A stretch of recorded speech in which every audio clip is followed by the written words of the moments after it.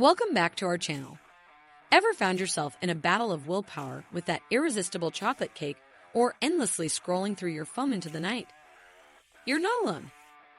Picture this. You're all set to tackle an important task, but bam! Procrastination's siren call beckons. Sound familiar? We have all been there. So, what's the deal?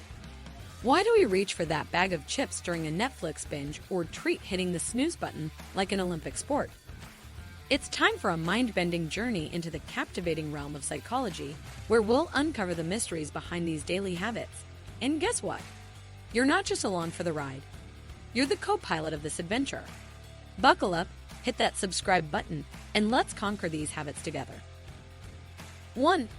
Understanding the psychology of bad habits. To kick things off, we need to understand how bad habits form in the first place. Our brains are wired to seek pleasure and avoid pain, and that's where habits come into play. According to Charles Duhigg, author of The Power of Habit, habits consist of 3 components: cue, routine, and reward.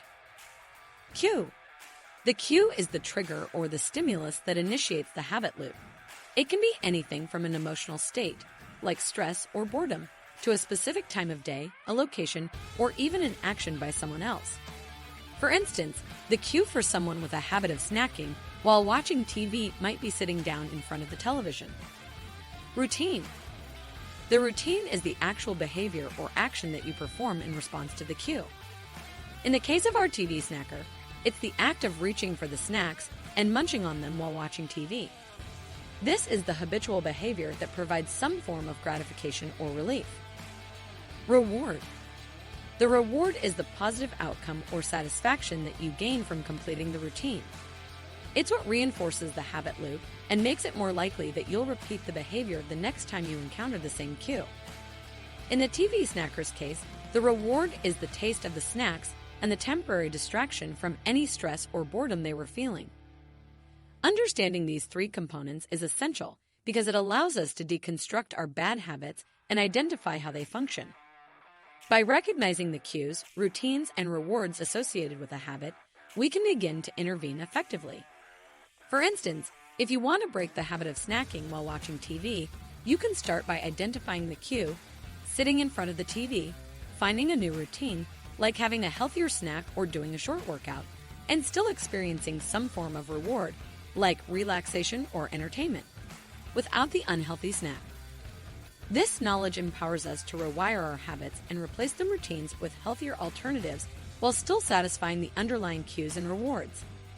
It's a powerful tool for anyone looking to remove bad habits from their lives and make positive changes.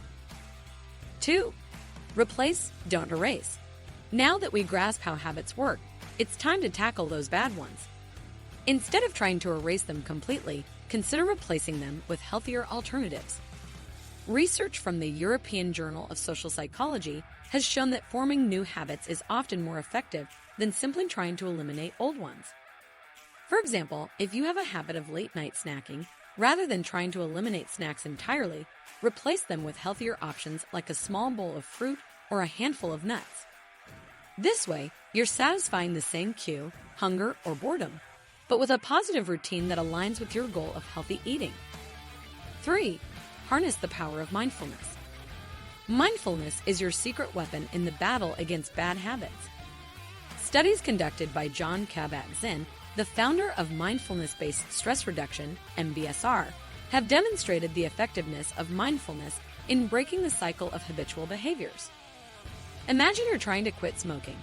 Whenever you feel the urge to smoke, practice mindfulness. Observe the craving without judgment. Pay attention to how it feels in your body and mind. This simple act of mindfulness can weaken the grip of the habit over time, allowing you to make more conscious choices. 4. Accountability and support. Breaking bad habits is often easier when you have someone to share the journey with.